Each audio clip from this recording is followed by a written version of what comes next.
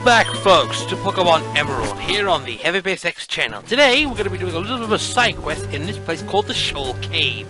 This is basically just me talking about other stuff that you can easily get. There's two Pokemon specifically you can only get in this place, and they are the only ice types in this game. Minus the legendary, but obviously, and this is one of them. This is Spheal. This is an ice water type. It's a reverse from being a complete water ice type like Lapras was, but it's more on the basis of it's cool and unique. It's also one of the various Pokemon I used during XD. The reason why I used it was the consistency. It was really good, not gonna lie. It was amazing. It wasn't the almost ideal choice, but generations later have given him a problem with that. So, deeper to the Shoal Cave. Right.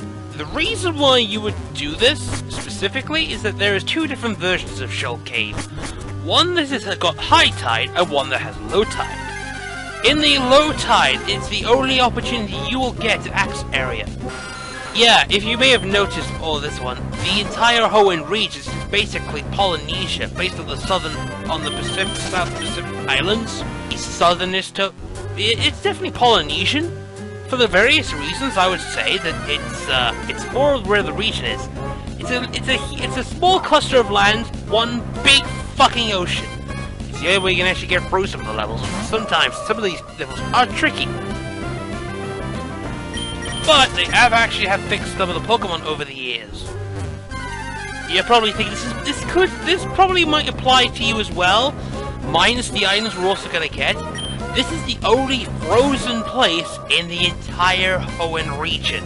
It's deep underground. I'm not lying.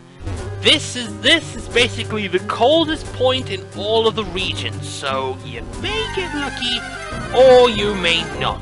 Unfortunately, one Pokemon the Spheal may not be broken, but another Pokemon technically is actually kind of good. And in a future LP, say Platinum for instance, I might be using it. And that Pokemon, of course, is called the Snorunt. A Snorunt is a pure ice type. Now that in mind, it actually evolves into a Pokemon called Glalie in this game. Everyone kind of knows this. Gen 4 onwards, it was one of the two Pokemon that got side evolutions. The other one being Curlius. Now the difference was, it was gender related. See, male Curlius could evolve to Glalie, which is a really good Pokemon. Female Snorunt, on the other hand, evolve into Frostlass, which is the most unique ice ghost type I still haven't seen. And Frostlass is actually in the Omega Red Alpha Sapphire, since it's a side evolution of Snorunt. It's also a pretty good Snorunt. Frostlass is pretty good. It's a fantastic lead, it's got some pretty interesting stats, and it can also use Shadow Ball as well as Ice Beam. It has pretty good defenses and all that stuff.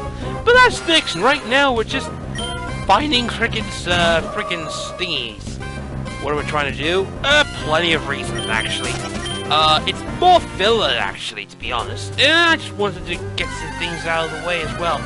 Yeah, so let's go into the main meat and grind of what this video is all about. I'm hoping that I'm going to be updated with all the videos so far. This is probably going to be the one series that is actually going to finish this year. I've actually got all the episodes pre-recorded. This will actually finish this year. The Emerald LP, it's finally going to finish. Probably 90 episodes. There won't be an after game, as I probably mentioned. The after game for Emerald is probably going to be only a few episodes long, and it's probably going to be mostly doing catching expeditions. Catching expeditions and of course the relevant ones, which includes Kyogre and Groudon.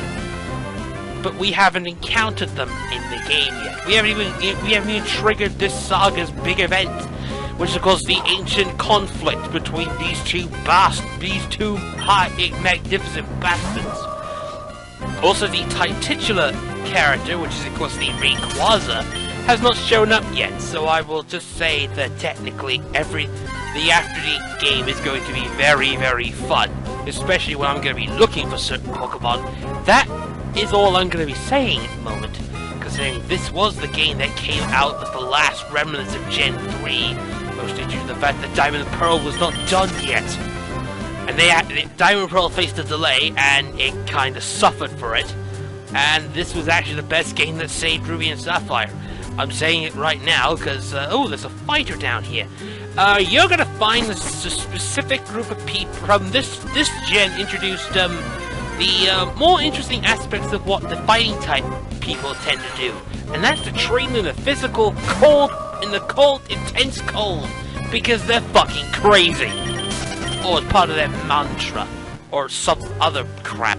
Anyway, in the low tide, you can only find soul shells, and those big, huge blue things that you see past there, like that one over there, you can only get that during high tide. So we're out of luck for this bit, but it's also a reason why it's also low tide, because low tide is the only time in the game in the entirety that we can access the underground, the frozen ice ruins that are like underground, which is a reminder of Gen 2's ice pathway, which is, what was it, Route 47? It's been a while since I've been there, and it's been a long time since I went through it. And there's only one bloody reason why you actually go through that town, but primarily, it's because because that icy way, ice cavern, only way to get to freaking Blackthorn, if I remember right. Only way to get to Blackthorn. And it contains Jinxes and Sneasels. I wish there was a Sneasel in this game. Sneasel was a brilliant bloody Pokemon. But, as I mentioned before, this is only a Gen 3 run, so we're only specifically looking for Gen 3 Pokemon, which is not much considering that Gen 3 Pokemon has some very diverse and some pretty good choices for Pokemon, despite the fact that many of the fixes came bloody years later. Just saying, that's all. I'm not hating this gen. Why would I hate this gen? I originally hated Gen 3.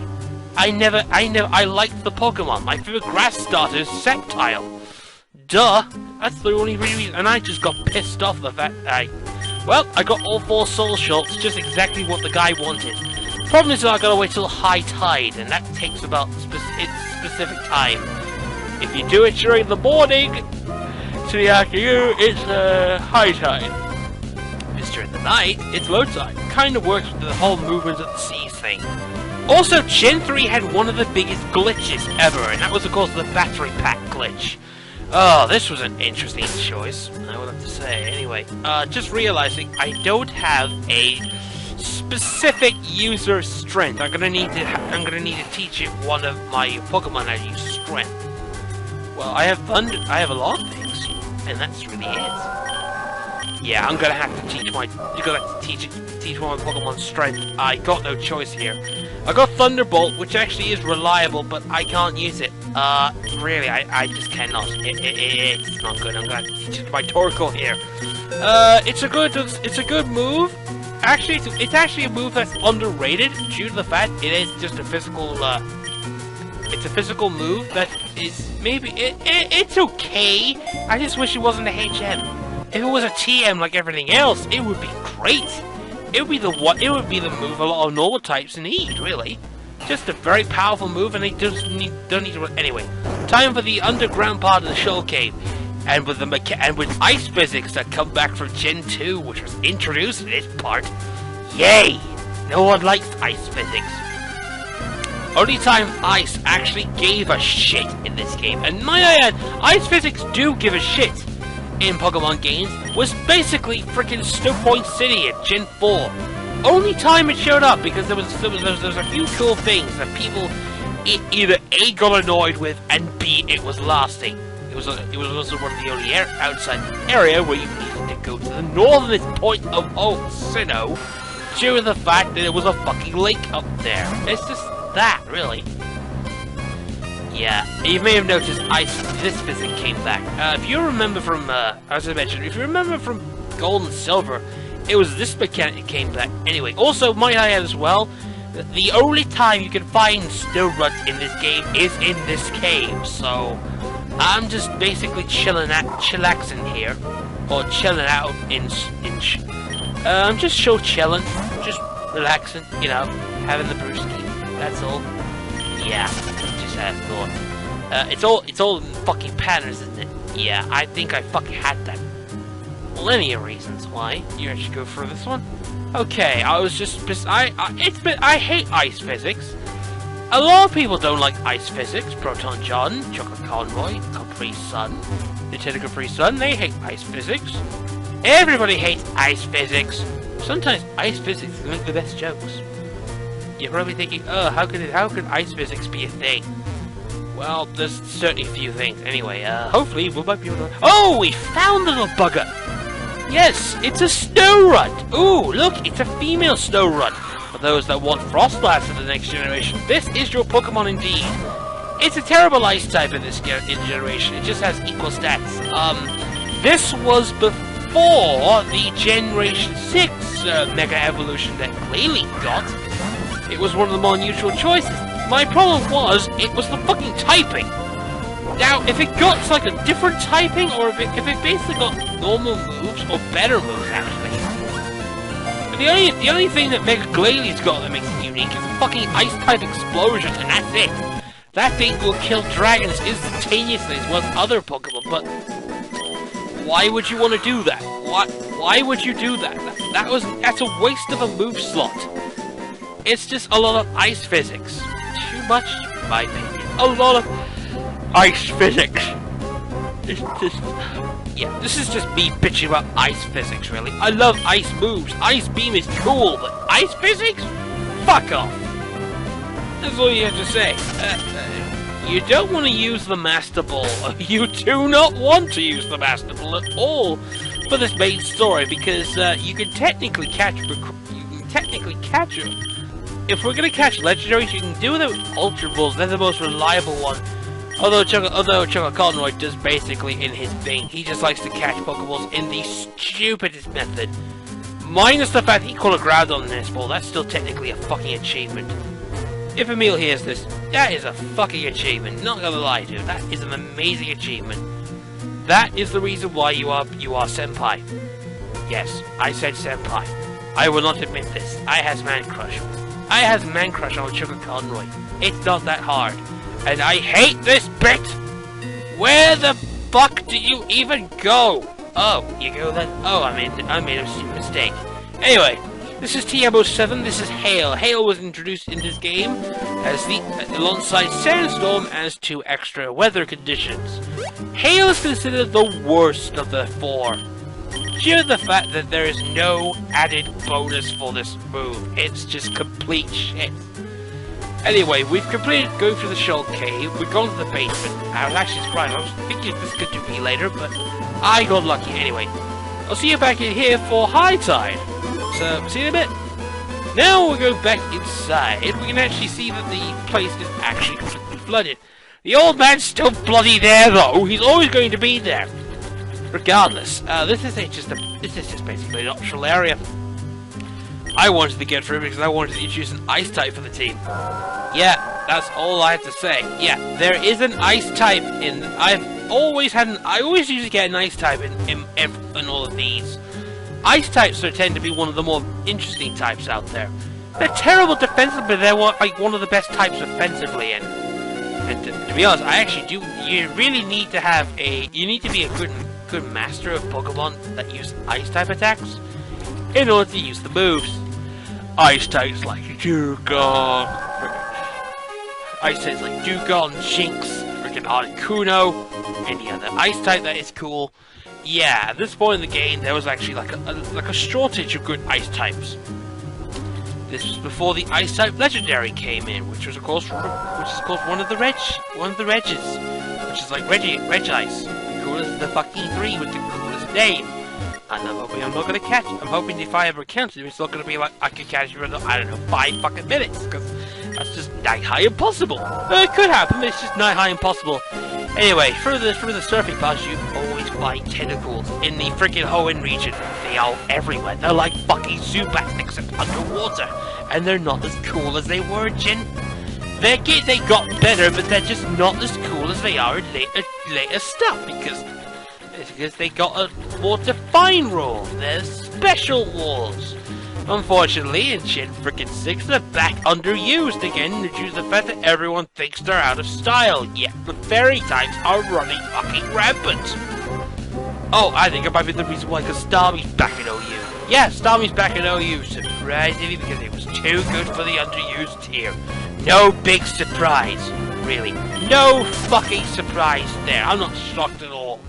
It's just one of those. It's a Pokemon that's too good for the low tiers. It really is. It really is. Yeah. Speaking of low tiers, fucking Superior showed up. I knew it would show up as soon as frickin' Contrary Superior got legalized, and it did, and it showed up, and it's fucking tearing shit apart. People are using him. It's the reason what's gone OU in the Smogon rankings. It's fucking wrecking shit. Yeah, there's a rare candy there. Woo. You don't need rare candies much. Not at this point. I'm actually going to try and beat the game with absolute skill. I'm only leveling because I want to, because I technically want to get through this. Because you all want to see a conclusion to the story. I want to see a conclusion to the Hoenn story. I'm actually enjoying this LP. If I wouldn't be enjoying this LP, I would not keep playing it. But no, I just do this for the fucking heck of it. I don't even get paid for this shit. I don't get paid at all, and that's how dedicated I am to getting not only this LP done, but all the other ones too. And as soon as there's a small hypothetical chance the 3DS will ever get a playable emulator, you will know I will play that hard gold shit. Anyway, as soon as we gathered up the the salts and the shells, we can easily make a shell bell out of this shit.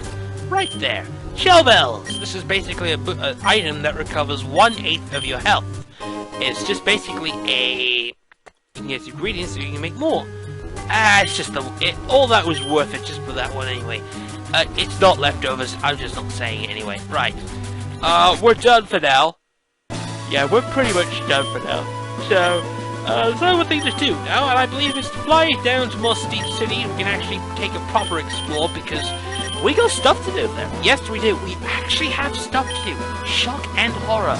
Yes, this is our next location, and probably we got a gym battle to do because it's been long overdue for a fight, and the last one was a convincing sweep against Noah. So, see you next episode. Bye for now.